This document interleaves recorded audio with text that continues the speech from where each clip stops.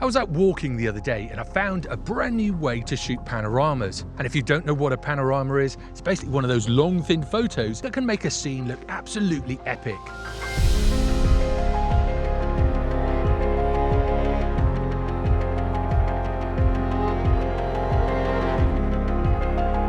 In the past, I used to have to switch my camera to manual mode, set the exposure so the highlights weren't blown out, focus, and then switch to manual focus, and then shoot the pano. But with the two settings that are in most cameras, you can get panos really quickly and efficiently, so no need to even change your mode for the pano.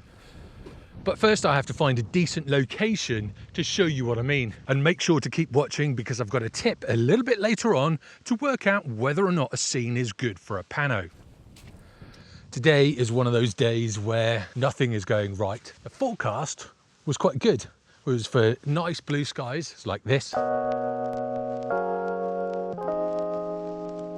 What can you do?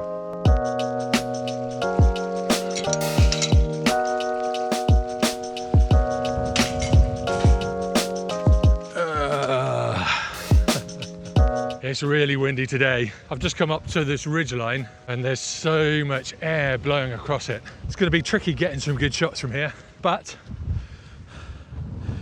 the cloud has lifted a little bit, so I might be able to get one or two shots. Now, I love shooting panos, and whenever I go out, I try and get one in the bag. Sometimes it works and sometimes it doesn't. And that's the beauty with digital photography. It doesn't really matter if a photo doesn't work. It's more about the process of learning a technique and repeating that technique, so when the conditions are good, you know you'll get a really nice shot. Wow. It's windy. I think I might be able to get a pano from up here. We've got the two lakes, we've got the mountain in the background, and a load of wind.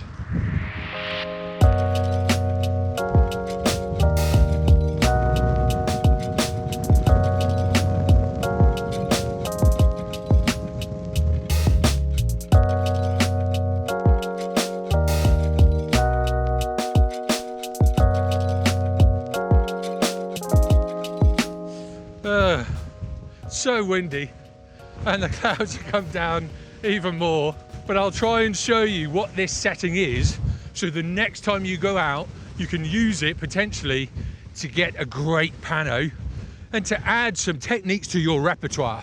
Now, I made a massive schoolboy error today and I forgot an essential bit of kit. Can you guess what it is? Let me know in the comments below. Such an idiot. I think I might have one here. And even better, I'm out of the wind. We have this path running down here. We've got all of these hills and mountains as layers. It's a shame that there isn't a little bit more visibility because the landscape in the background is absolutely fantastic. But beggars can't be choosers. As a wide shot, like this shot that I'm shooting now, doesn't really work. But I think as a pano, where it's just that little strip there, it could work. So that's the plan. So the key to this technique is the AEL button. It's as simple as that. You can see at the moment, if I point the camera up here, it's 1/500th of a second. Whereas I point the camera down here, it's 1/100th, 1/80th. So it does change through the pano. So what I'm gonna do, I'm at 50 mil. I'm gonna point at the brightest part and then press and hold my AEL. You can see a little star has come up in the bottom right hand corner of the screen, or the top right hand corner in portrait mode. So what I'm going to do is frame this up as I want it. I want all of this in the shot. I'm going to focus around about there, then I'm going to set it to manual focus. I'm in aperture priority, and then I'm going to get the exposure that I want, which is about there. That's the brightest part. Hold down AEL, and then I'm going to shoot the pano. This locks in the exposure until you take your finger off that button. Keep it pressed and then shoot all of the photographs through the sequence. I'll probably do that again at, let's say, 70 mil. Yeah, let's go 70 mil.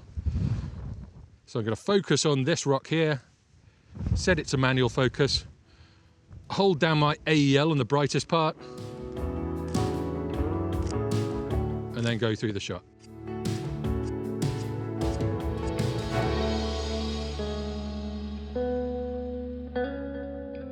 Back button focusing works really well with this technique, and that's how I've set my camera up. The button on the back, AF on, is where I set my focus, and then the shutter button literally just takes the photo. And if you're not sure about back button focusing, I've got a video at the end of this one. Now let me know in the comments below if you're already a back button focuser. It really is a great way to focus, and I highly recommend it. Using this method, you can be shooting in aperture priority mode and not worrying about the settings. And then if you see a scene that warrants a pano, you focus, hold the AEL button, and then take the pano. No need to change any of those other settings. Now, if you're shooting in low light conditions or you're using an ND filter to lengthen the exposure, manual mode and a tripod is the way to go with panos. But if you just want to grab a quick one and you're shooting handheld, try this technique out. The AEL button locks in that exposure and enables you to shoot the whole pano, keeping those settings exactly the same without even leaving aperture priority mode. I've started using it all the time, and it's really sped up my workflow. It's meant to be a mountain up here. How annoying. Now, if you struggle to find good panoramas, you're not alone. It is quite tricky at first, but what I tend to do is look at a scene. If I've got the wide angle lens on and the mountain range that looks majestic to the eye looks quite insignificant in a wide shot, then this probably warrants a panorama. You can also use longer focal lengths. I tend to shoot a lot of my panos around about 50 to 70 millimeters, maybe a little bit longer sometimes. Say for instance in this scene, got lots of boring sky, lots of boring heather in the foreground. I just want that strip in the middle. So all I'll do is get the longer focal length on, I'll shoot that as a pano.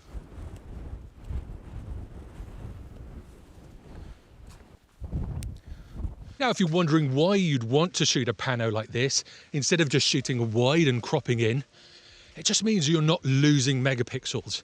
And if it's a really good shot, you might want to blow it up, print it out, and hang it on your wall. And when you get a really good pano hung on the wall, it looks absolutely fantastic. So I'm going to be at around about 70 mil. Let's turn the camera on. I'm going to focus there, then I'm going to go to the brightest part, hold my AEL button, focus is already there, and then going to shoot the pano.